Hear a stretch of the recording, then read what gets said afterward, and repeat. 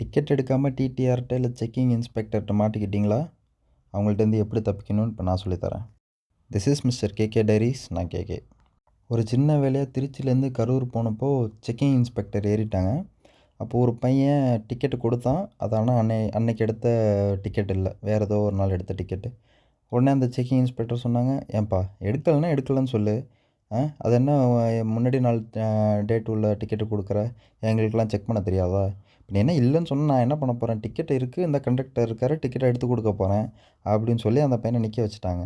நான் இறங்கிட்டு சரி என்ன சொன்னாங்க, ஃபைன் எதுவும் போட்டாங்களா இல்லை நைஸாக பேசுகிறாங்களே, என்ன சொன்னாங்கன்னு கேட்கலான்னு சொல்லிட்டு நான் வெயிட் பண்ணிகிட்டே இருக்கேன். அந்த பையன் வருவான் வருவான்னு சொல்லிட்டு 5 நிமிஷம் வெயிட் பண்ணுறேன், அவன் வரவே இல்லை. உள்ளே வச்சு ஏதோ பேசிகிட்டு இருக்காங்க. அப்புறமேட்டுக்கு எனக்கு பஸ்ஸுக்கு டைம் ஆகிடுச்சின்னு சொல்லிட்டு நான் கிளம்பிட்டேன். பட் எனக்கு இன்னொரு சம்பவம் ஞாபகம் வந்துச்சு. நான் காலேஜ் டைமில் நான் 3rd இயர் படிக்கிறப்போ சென்னையில் வேலை தேடி போயிருந்தேன். அப்போ என் ஃப்ரெண்டோட அப்பாவுக்கு உடம்பு சரியில்லைன்னு சொல்லிட்டு சடனாக ஏதோ ரூமில் இருக்கும்போது சடனாக சரி ட்ரெயின் ஏற்றி விடலாம் அப்படின்னு சொல்லிட்டு ஒரு 5 பேர் என் ஃப்ரெண்டை அழைச்சிக்கிட்டு வந்தோம் சென்னைக்கு. வந்துட்டு ட்ரெயின் ஏற்றி விட்டுட்டோம். விட்டுட்டு நாங்கள் நடந்து வரோம், 4 பேர் நடந்து ரிட்டர்ன் வந்துட்டுருக்கோம். செக்கரு டிடிஆர் பிடிச்சிட்டாங்க. இது டிக்கெட் எடுங்க அப்படின்னு சொல்லிட்டு. ஏன்னா இப்போ அந்த ட்ரெயின்லேருந்து இறங்கி எல்லாம் நடந்து போயிட்டுருப்பாங்கள்ல திரும்ப. அப்போது எனக்கு ஐயோ! சார் இல்லை சார், நாங்கள் ஃப்ரெண்டை ஏற்றி விட வந்தோம் சார் அப்படின்னு சொல்லிட்டு சொன்னோம். அப்படியா, அப்போ பிளாட்ஃபார்ம் டிக்கெட்டை கொடுங்க அப்படின்றாங்க. பிளாட்ஃபார்ம் டிக்கெட்டா? அதெல்லாம் எங்கள் ஊரில் நான் எடுத்ததே இல்லையே. என்னடா பிளாட்ஃபார்ம் டிக்கெட்டா?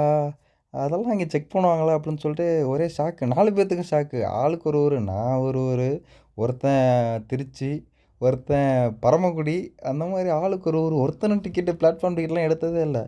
ஆஹா! என்னடா இப்படி ஆயிடுச்சே அப்படின்னு சொல்லிட்டு என்ன சொல்லலாம். சரி சார், நாங்கள் ஸ்டூடெண்ட் தான் சார், இப்போ தான் வேலை தேடியே வந்திருக்கோம் அப்படின்னு சொல்லிட்டு சொல்கிறோம். அவங்க அப்படியே அப்படியா, சரி அப்போ ஒன்றும் பிரச்சனை இல்லை, சரி ஐடி கார்டை காட்டுங்க அப்படின்னு சொல்லி கேட்டாங்க. ஐடி கார்டா? சரி ஐடி கார்டை காட்டினா விட்டுருவாங்கன்னு சொல்லிட்டு ஐடி கார்டு இருக்கான்னு கேட்டால் பசங்க ஐடி கார்டு இல்லை, இல்லைப்பா ஏதாவது ஒரு ஐடி, ஏதாவது ஃபோட்டோ உள்ள மாதிரி ஐடி ஏதாவது இருக்கா அப்படின்னு சொல்லிட்டு கேட்டாங்க.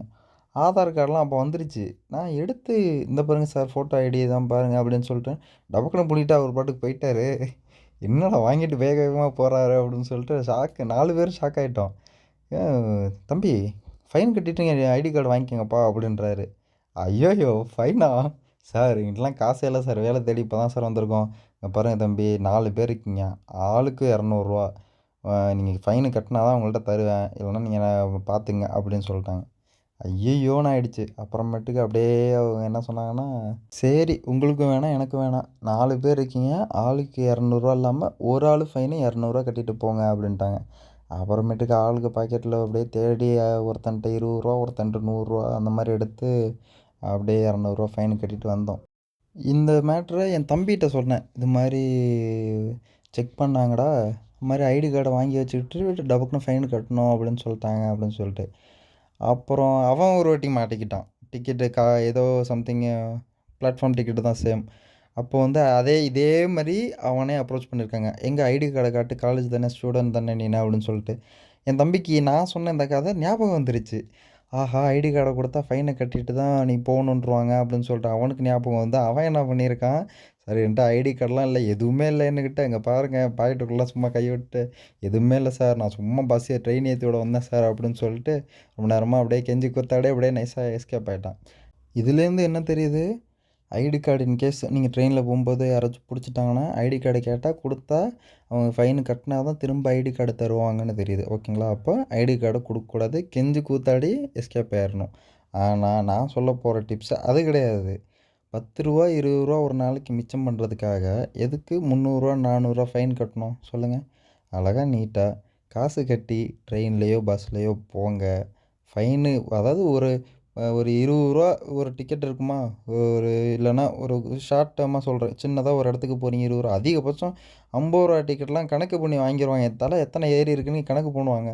சின்னதாக லோக்கலில் பக்கத்தில் போகிறவன் தான் அந்த மாதிரி நைஸாக சரி இந்த அடுத்த ஸ்டாப்பில் இறங்கிற போகிறோம், அதுக்குள்ளேயே மாட்டிடுவோம் அப்படின்னு சொல்லிட்டு டிக்கெட் எடுக்க மாட்டாங்க. ஆனால் அவங்க தான் மாட்டிக்கிடுவாங்க. வெறும் ரூ. 10 ரூ. 20 மிச்சம் பண்ணுறதுக்காக 400 500ன்னு தண்டம் கொடுக்காதீங்க. அம்மா அப்பா உழைச்ச காசு, இல்லை நீங்களே வேலைக்கு போனாலும் உங்கள் உழைப்பு அது. ஓகேங்களா? அதெல்லாம் வேஸ்ட்டு பண்ணாதீங்க. டிக்கெட் எடுத்துகிட்டு சேஃபாக பயணம் பண்ணுங்கள். இதே போல் சம்பவம் உங்களுக்கு நடந்துருந்துச்சுன்னா அதை பற்றி கமெண்ட் பண்ணுங்கள். இந்த வீடியோவை லைக் பண்ணுங்கள். உங்கள் ஃப்ரெண்ட்ஸுக்கு ஷேர் பண்ணுங்கள். மறக்காமல் மிஸ்டர் கேகே டைரிஸை சப்ஸ்கிரைப் பண்ணுங்கள். Bye bye.